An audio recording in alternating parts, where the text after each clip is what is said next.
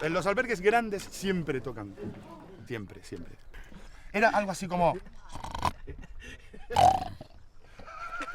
Después, 20 segundos. Decías, bien, ahora. A los 20 segundos.